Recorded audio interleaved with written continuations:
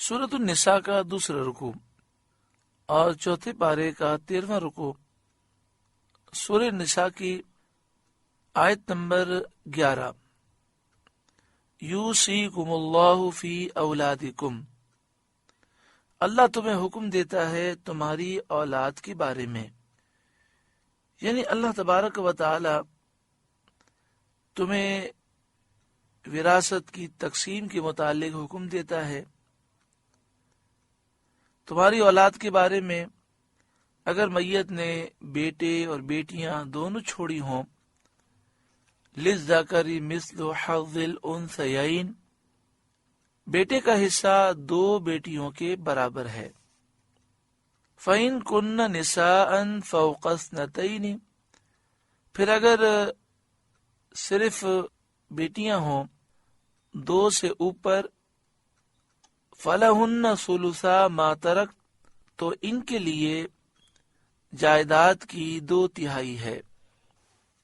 لیکن شرعی مسئلہ یہ ہے کہ جب کسی کا انتقال ہو جائے تو سب سے پہلے جو پہلا خرچہ ہے وہ ہے تجہیز و تکفین کا ہے، تدفین کا ہے، تو وہ میت کی جائیداد میں سے حصہ لیا جا سکتا ہے۔ یعنی جو خرچہ تجہیز میں، تکفین میں اور دفن وغیرہ میں آتا ہے وہ میت کی جائیداد میں سے اسے لیا جا سکتا ہے، اور اگر کوئی وارث اپنے پیسوں سے کرنا چاہے تو بہت بڑی سعادت کی بات ہے۔ اس کے بعد دوسرا نمبر ہے جو میت پر قرض ہے وہ جائیداد میں سے ادا کیا جائے۔ قرض ادا کرنے کے بعد جو جائیداد بچ جائے اس میں سے میت کی جائز وصیت پر عمل کیا جائے، اور میت نے جو وصیت کی ہے وہ اس کے مال میں سے 1/3 مال پر جاری ہو سکتی ہے۔ مثلا مثال کے طور پر ایک شخص ہے، اس کا انتقال ہوا اور اس کے پاس 5 لاکھ روپے ہیں، 2 لاکھ روپے اس کے قرض میں نکل گئے، اب بچے 3 لاکھ روپے، اور اس نے وصیت کی تھی کہ 1 لاکھ روپے میرے مرنے کے بعد مسجد میں دے دیجیے گا۔ تو اب چونکہ 3 لاکھ بچے ہیں اور 1 لاکھ وہ 1/3 ہے تو ہم دے سکتے ہیں، تو 1 لاکھ روپے مسجد میں دے دیے، اب 2 لاکھ بچے تو وہ ورثاء میں تقسیم ہوں گے۔ تو سب سے پہلے تجہیز و تکفین، پھر اس کے بعد میت پر جو قرضہ ہے وہ ادا کیا جائے، اس کے بعد جو اس کی جائز وصیت ہے وہ اس کے بچ جانے والے مال کے 1/3 مال میں جاری ہوگی۔ اس کے بعد ورثاء میں جائیداد تقسیم ہوگی۔ اب ورثاء میں جائیداد تقسیم ہو رہی ہے اور حال یہ ہے کہ مرنے والے کا اور کوئی رشتہ دار یعنی ماں باپ بھی نہیں ہے اور اس کی زوجہ بھی نہیں ہے، صرف اس کی اولاد ہے، لڑکے بھی ہیں اور لڑکیاں بھی ہیں۔ تو جائیداد اس طرح تقسیم ہوگی کہ فرمایا ایک لڑکی کو جو حصہ ملے گا اس کا 2 لڑکے کو حصہ ملے گا۔ مثلا ایک لڑکا ہے اور 2 لڑکیاں ہیں، 2 بیٹیاں ہیں، تو جائیداد کو 4 حصوں میں تقسیم کریں گے، ایک حصہ بیٹی کو دے دیں گے اور 2 حصے ایک بیٹے کو دے دیں گے۔ یہ ایک مثال دی گئی ہے۔ اور اگر میت کی صرف بیٹیاں ہوں اور وہ بیٹیاں 2 ہوں یا 2 سے زائد، یہاں پر تو فوقس نتائن کے الفاظ ہیں، 2 سے اوپر، لیکن اجماع اس پر ہے کہ 2 بیٹیاں ہوں یا 2 سے اوپر ہوں اور بیٹے نہ ہوں تو کل جائیداد میں سے 2/3 بیٹیوں میں تقسیم کر دی جائے گی۔ 2/3 کا مطلب یہ ہے کہ جائیداد کے 3 حصے کیے جائیں، 2 حصے بیٹیوں میں تقسیم ہو جائیں گے، یہ تقریباً 66.67% بنتی ہے جائیداد کی۔ وَإِن كَانَتْ وَاحِدَةً فَلَهَا النِّصْفُ، اور اگر ایک لڑکی ہو تو اس کا آدھا، یعنی اگر مرنے والے کی صرف ایک ہی بیٹی ہے تو اسے کل جائیداد کا نصف دے دیا جائے گا۔ اب یہاں پر ایک مسئلہ اچھی طرح سمجھ لیں کہ اگر مرنے والے کی بیوہ بھی ہے اور ماں باپ بھی ہیں لیکن اولاد میں صرف بیٹیاں ہیں تو اس کا اصول یاد رکھیں کہ بیٹی ایک ہے تو آدھی جائیداد اسے دی جائے گی، 2 بیٹیاں ہیں یا 2 سے زائد ہیں تو 2/3 جائیداد ان میں تقسیم ہوگی۔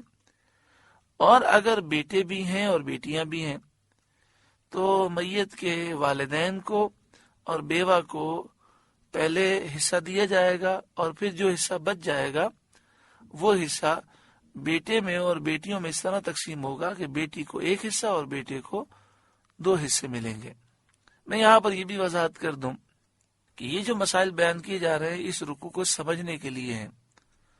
بہت سے مسائل ایسے ہیں جو آپ کی سمجھ میں نہیں آئیں گے، لیکن سننے کا فائدہ یہ حاصل ہوگا کہ اس سے یہ ذہن بن جائے گا کہ جب بھی کسی کا انتقال ہو تو کسی سنی صحیح العقیدہ مفتی سے رجوع کریں، دارالافتاء سے رجوع کریں اور اس کی وراثت کی تقسیم کے قواعد سمجھ لیں، ان سے فتویٰ لے لیں کہ اتنے ورثہ ہیں، بتائیے کس کو کتنا حصہ دیا جائے گا۔ آگے ارشاد فرمایا وَلِأَبَوَيْهِ لِكُلِّ وَاحِدٍ مِّنْهُمَا السُّدُسُ مِمَّا تَرَكَ إِنْ كَانَ لَهُ وَلَدٌ، اور میت کے ماں باپ کو ہر ایک کو اس کے ترکے سے چھٹا اگر میت کی اولاد ہو۔ وَلِأَبَوَيْهِ میت کے والدین کے لیے، ماں باپ کے لیے، لِكُلِّ وَاحِدٍ مِّنْهُمَا والدین میں سے ہر ایک کو السدس چھٹا حصہ ہے، یعنی کل جائیداد کو 6 سے تقسیم کر دیں۔ مثال کے طور پر کل جائیداد 6 لاکھ ہے تو 1 لاکھ ماں کو مل جائے گا اور 1 لاکھ باپ کو مل جائے گا۔ مما ترکا جو کچھ اس نے چھوڑا اس میں سے چھٹا حصہ، ان کان لہو ولد، لیکن یہ مسئلہ اس وقت ہے جب میت کی اولاد ہو، مثلا بیٹا ہے یا بیٹی ہے یا اس سے زائد ہے۔ فَإِلَّمْ يَكُنْ لَهُ وَلَدٌ، پھر اگر میت کی اولاد نہ ہو، وَوَرِثَهُ أَبَوَاهُ، اور ماں باپ وہ چھوڑے، فَلِأُمِّهِ الثُّلُثُ، تو ماں کا 1/3 حصہ ہے۔ اسی مسئلہ یاد رکھیں کہ اگر مرنے والے کی بیوہ بھی ہو، یعنی مرد کا انتقال ہو جائے اور اس کی بیوہ بھی ہو، تو پہلے بیوہ کو حصہ دیا جائے گا اور پھر جو بچ جائے گا اس میں سے 1/3 حصہ ماں کو دیا جائے گا، اور پھر 1/3 حصہ دینے کے بعد جو بچ جائے گا وہ والد کو دیا جائے گا۔ اسی طرح اگر عورت کا انتقال ہوتا ہے اور اس کا شوہر بھی ہے لیکن اولاد نہیں ہے اور ماں باپ بھی ہیں، تو سب سے پہلے ہم حصہ نکالیں گے شوہر کا، اور پھر جو جائیداد بچ جائے گی اس کا 1/3 ماں کو دیں گے اور باقی جو ہے وہ باپ کو دے دیں گے۔ 1/3 کا مطلب یہ ہے کہ کل جائیداد کو 3 سے تقسیم کیا جائے، یعنی 33%۔ یہاں جو مسئلہ بیان ہوا کہ اولاد نہ ہو تو ماں کو 1/3 ملے گا، لیکن یہ مسئلہ اس وقت ہے کہ اولاد بھی نہ ہو اور کئی بھائی بہن بھی نہ ہو۔ اگر کئی بھائی بہن ہوں تو پھر ماں کو 1/3 نہیں بلکہ چھٹا حصہ ملے گا۔ فَإِن كَانَ لَهُ إِخْوَةٌ، پھر اگر اس کے کئی بھائی بہن ہو، فَلِأُمِّهِ السُّدُسُ، تو پھر ماں کو چھٹا حصہ ملے گا کہ کل جائیداد کو 6 سے تقسیم کریں، جو جواب آئے گا وہ ماں کو دیا جائے گا۔ من بعد وصیت یوصی بہا او دین، بعد اس وصیت کے جو وہ کر گیا اور قرض کے بعد۔ اچھا، اگر بالفرض کئی بھائی بہن نہ ہوں، صرف ایک ہی بھائی ہو اس کا، یعنی مرنے والے کا جس کا انتقال ہوا اس کی اولاد نہیں لیکن صرف ایک ہی بھائی ہے، تو ماں کو 1/3 ملے گا، ماں کا حصہ کم نہیں ہوگا۔ ہاں، ایک سے زائد ہیں تو پھر اس صورت میں ماں کا حصہ وہ 1/3 کی بجائے چھٹا ہو جائے گا۔ آباؤکم و ابناؤکم لا تدرون ایہم اقرب لکم نفعا، تمہارے باپ اور تمہارے بیٹے تم کیا جانو کہ ان میں کون تمہارے زیادہ کام آئے گا۔ اس لیے حصوں کی تقسیم تمہاری رائے پر نہیں چھوڑی گئی، خود اللہ تعالی نے حصہ مقرر فرمایا، لہذا جو حصہ مقرر ہے وہ اسی طرح تقسیم کرو۔ فریضۃ من اللہ، یہ حصہ مقرر ہے اللہ کی طرف سے. ان اللہ کان علیما حکیما، بے شک اللہ علم والا حکمت والا ہے.